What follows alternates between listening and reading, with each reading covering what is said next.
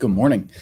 It's Wednesday, and I'm continuing to work through some of what we're talking about in wisdom literature and in the text of Proverbs specifically.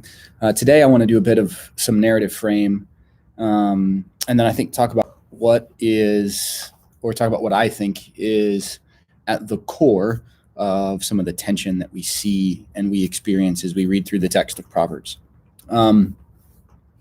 Proverbs, I think, can be read like a narrative. And I think this is actually really kind of cool. And when I stumbled onto this, Proverbs sort of opened up in a new way.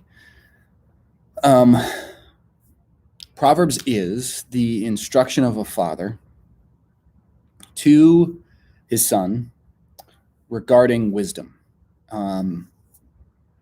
and regarding the tension between listening to Lady Wisdom and the instructions of the father and the mother, who we never actually see in the text, but the father makes reference to like his mother's instruction and things like that. So we see the father giving instruction to the son, and the trajectory of this sort of narrative in the way that the father's speeches sort of shape it is this idea that what we're looking at is a son who's growing up, and it sort of culminates at Proverbs 31, where the son who has listened to the instructions of wisdom and of the father and has taken counsel and has grown to be wise now meets the wise counterpart to himself. And we have the Proverbs 31 woman who's a kind of Lady Wisdom personified as the perfect bride for the son who's been listening to wisdom and the father's instruction all along.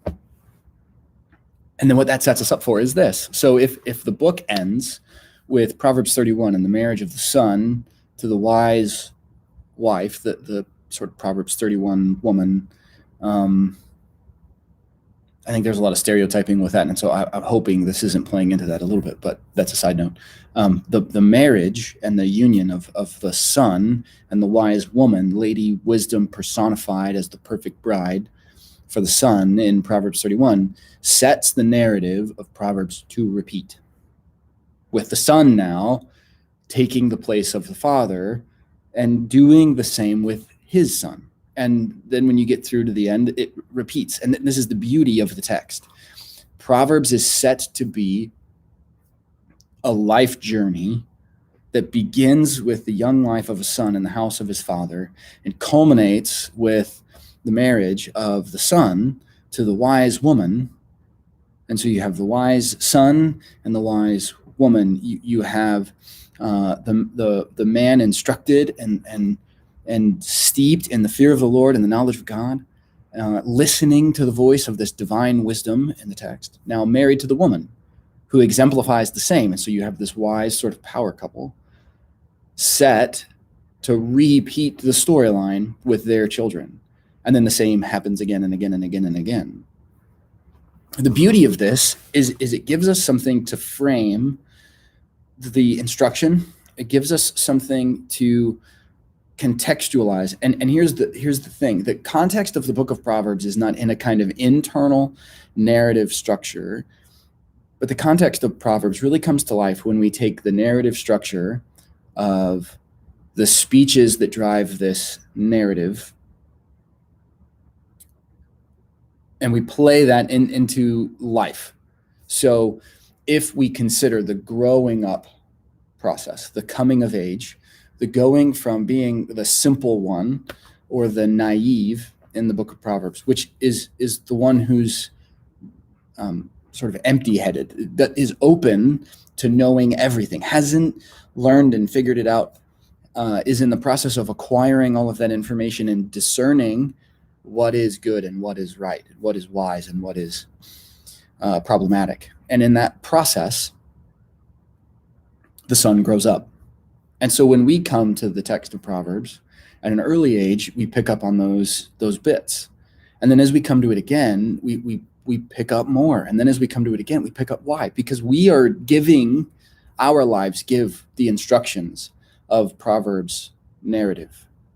It's context. Because the narrative of Proverbs is the speeches and the instructions.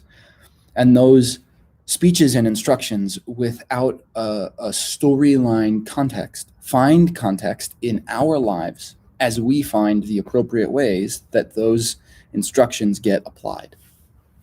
And that's sort of the gig with the text of Proverbs. But what we have then is we have a son who's growing up and learning to be wise, and ultimately finding his wise counterpart in the woman at the end of the text of Proverbs, who looks remarkably like Lady Wisdom from Proverbs 1-9. And so what we have is the son who's been encouraged his whole life to go and find Lady Wisdom, has now found a woman who lives like Lady Wisdom. And this is the grand sort of ideal. And we have to remember that, because Proverbs is the ideal. And we're going to talk through Job and Ecclesiastes and Song of Songs and Esther as this progresses. And I mentioned some bits of that conversation here, but the rest of these wisdom books are in conversation with Proverbs, as Proverbs articulates the ideal.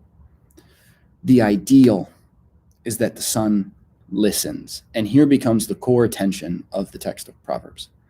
Will the son listen, heed, obey, follow the voice of the father and Lady Wisdom? And this has been a thing that I've been thinking on, and I keep circling back to, and it's this biblical idea of listening.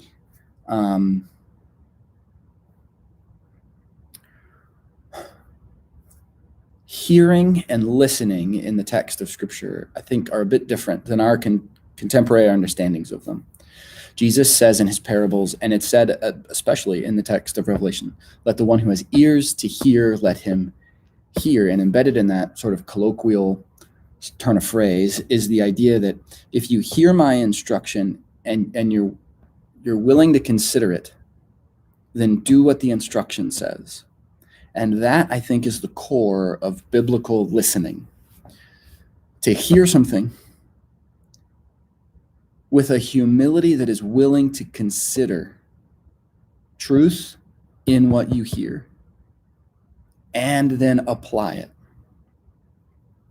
And therein lies the deal of listening to Lady Wisdom and listening to the Father's instructions, heeding.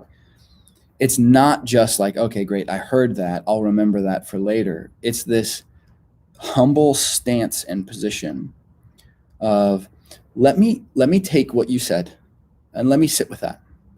Let it soak. And let me consider if something needs to change, if something needs to be different, if there's a truth in what I'm being told that I haven't considered, but I need to really take stock in and understand and process through. And in doing so, change something about that trajectory. That consideration and that humility is core to what listening really looks like. And that's the idea in Proverbs, and that's the tension of Proverbs. Whose voice will the son listen to? The ideal case is laid out for us in the text of Proverbs. But in our life, whose voice will we listen to? Will we listen to Lady Wisdom? Will we stop and consider what is true and how it needs to be applied to our lives? Or will we just continue to make up our minds for ourselves? And therein lies the core tension of the text of Proverbs. But therein lies this idea of back to the tree, because this now is a reflection of the tension of Genesis chapter 3. God's wisdom says, don't eat from the tree of the knowledge of good and evil. Not because God is trying to hide wisdom from Adam and Eve, but because taking wisdom for ourselves and divorcing that pursuit of wisdom from the God who is wise and who made us and who wants relationship with us and pursues us and walks with us in the garden, is inherently unwise, because it loses the perspective of God first and everything else after that. God's definitions, God's right, God's good, the only truth. It takes that out of the equation and says, no, I can know this for myself. God's truth isn't really truth. I can know truth apart from God. And now we've lost the core of what wisdom is, because wisdom belongs to the nature, the essence, and the character of God. And without it, at the core, without God at the core of that wisdom, it's not really wisdom. And this is something we're going to get into as we get into Ecclesiastes. But this is the tension now of Genesis chapter 3. And this is the tension that we face in every wise or unwise decision that we make. Will we listen to our own voices? Will we decide for ourselves what is good, what is pleasing, and what is right? Or will we listen to the voice of God, who has said, this is good, this is right, this is pleasing, this is noble, this is beautiful? The humility that is embedded in the instructions to the Son and in the encouragement to listen to the right voices is the humility that says, I will let God, in the voice of wisdom, determine what is good, true, beautiful, right, noble, instead of making up my own mind on it. Because wisdom at its core in the text of Proverbs is something that comes from our being connected in the fear of the Lord and the knowledge of God to the God who made us. And that's at the core. But that means we have to listen. That's the tension. And that's the question that Proverbs leaves us with. Who will we give our listening ears to and heed when we get their instruction?